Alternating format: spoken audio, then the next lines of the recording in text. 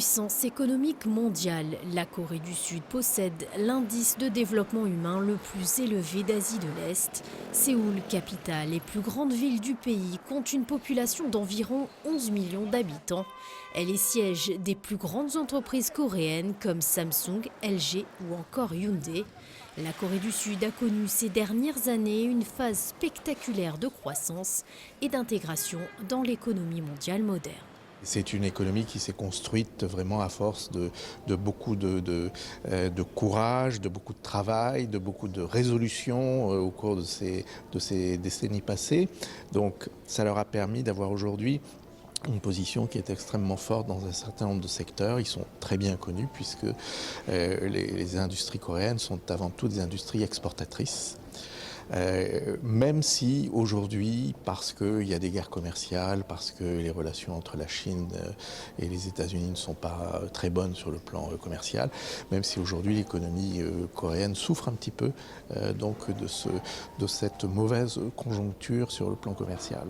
C'est justement en plein cœur de la capitale du pays, du matin calme, que s'est tenue la dernière mission économique du Monaco Economic Board, organisée par la Chambre de commerce monégasque en partenariat avec la Chambre de commerce et d'industrie franco-coréenne. Différentes entreprises monégasques avaient fait le déplacement afin de connaître mieux le marché coréen. Eximol est une entreprise qui crée des ingrédients actifs pour la cosmétique. Nous sommes présents dans le monde entier. Nous sommes présents en Corée depuis 25 ans à peu près. C'est un marché très important et qui devient de plus en plus important. La Corée, depuis quelques années, est le secteur d'où viennent les idées majeures dans la cosmétique. Donc on devait être ici. C'est un marché très très important. Et puis montrer qu'à Monaco, il y a une industrie propre, une industrie à haute valeur ajoutée. Et que malgré la taille du pays, on a notre rôle à jouer dans le monde. Nous sommes brokers d'assurance. Effectivement, au travers de toutes ces nouvelles technologies, je n'ai pas pu effectivement vous mettre en avant tous nos domaines d'expertise en assurance, mais là je pense en l'état au risque cyber lié à toutes ces nouvelles technologies et encore une fois c'est une niche d'expertise que nous avons développée au sein de Suisse Courtage de façon à accompagner les sociétés dans leur développement à l'international, donc des sociétés qui seraient en Corée avec un développement vers l'Europe ou ailleurs, et à l'inverse, des sociétés qui seraient basées à Monaco ou en Europe avec une activité vers la Corée. C'est de l'import-export d'huile d'olive et on a développé aussi de nouveaux produits qui sont les olives. Donc les olives, on fait pas mal d'olives, donc les olives vertes et les olives noires. Également farcies avec différents ingrédients comme le piment, le citron, les amandes et autres. Donc c'est un marché qui se développe dans plusieurs pays. Donc c'est la raison pour laquelle on est en Corée du Sud. Et on espère justement pouvoir avoir un pied en Corée du Sud et développer notre marque en Corée du Sud. Et je pense que c'est un marché intéressant parce que les Coréens adorent les produits haut de gamme et adorent aussi les produits qui sont très bons pour la santé. Et l'huile d'olive est très bon pour la santé. Donc les Coréens adorent ce type de produits, ils adorent le cosmétique, ils adorent la mode. Mais nos produits peuvent les intéresser et c'est la raison pour laquelle aujourd'hui on est en Corée du Sud. La société Siam Sedap est une société qui est basée à Monaco depuis plus de 70 ans.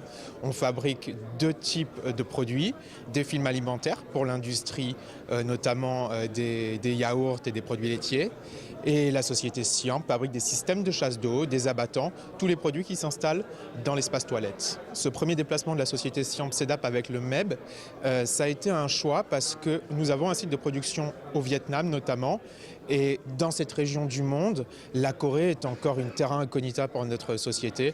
Et c'est l'occasion avec notre site de production Siam au Vietnam de nouer des contacts avec des distributeurs, avec des sociétés innovantes ici en Corée. À cette occasion, le MEB et les chambres de commerce franco-coréennes et coréennes ont signé différents mémorandums d'accord. Il y a beaucoup de valeurs communes et surtout, il y a aujourd'hui la réunion, c'est de mieux se connaître, c'est d'apprendre à se connaître et à partir de là, de développer des opportunités. Nos amis coréens sont très ouverts.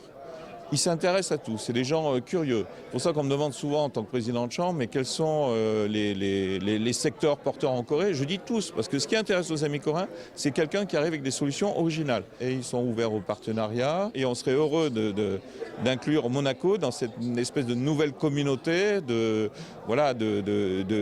pays qui partagent beaucoup de choses ensemble et qui essayent de développer leurs économies, leurs actions de manière indépendante par rapport aux grands blocs unilatéraux qui pratiquent l'unilatérisme dans ce monde.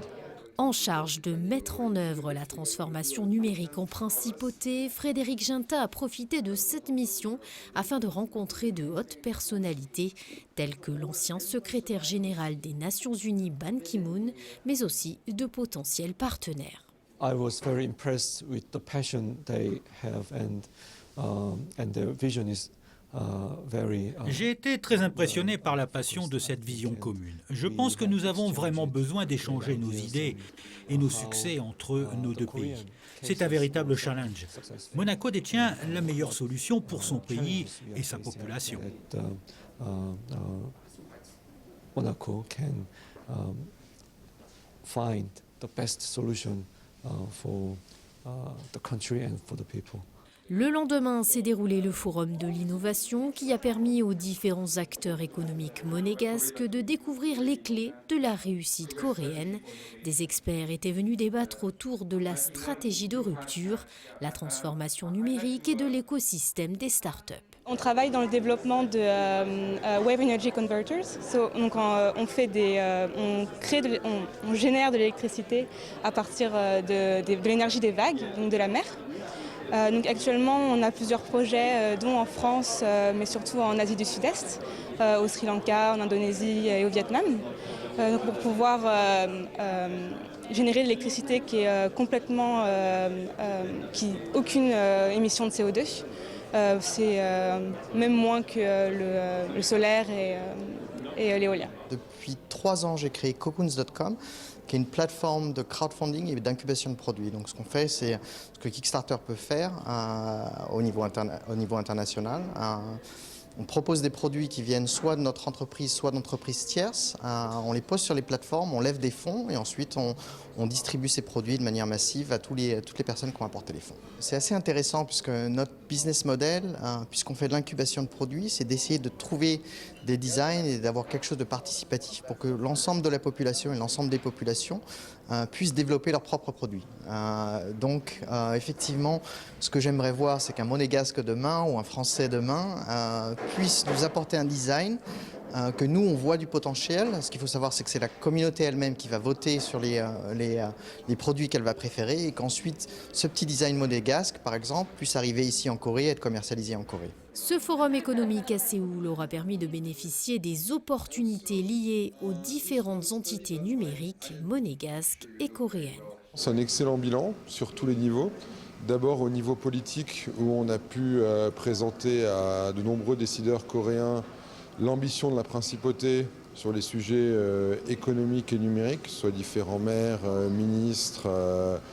Deuxièmement, un bilan économique monégasque, où nos entrepreneurs qui correspondent aux forces vives de notre pays ont pu rencontrer et nouer des premiers contacts avec l'écosystème coréen. Et enfin, je pense à un bilan politique où, après ce voyage, la principauté, et notamment grâce au travail du MEB, est mieux connue, mieux représentée, je dirais même moins caricaturée et mieux comprise. Donc sur les 3 aspects essentiels de la mission, je pense que ça a été un beau succès. Afin de clore cette mission économique, la délégation a participé au 30e gala de la Chambre de commerce franco-coréenne, un événement prestigieux qui s'est déroulé sur le thème Extended Monaco. La transition numérique et le dynamisme économique de la principauté ont été mis en lumière devant près de 800 convives.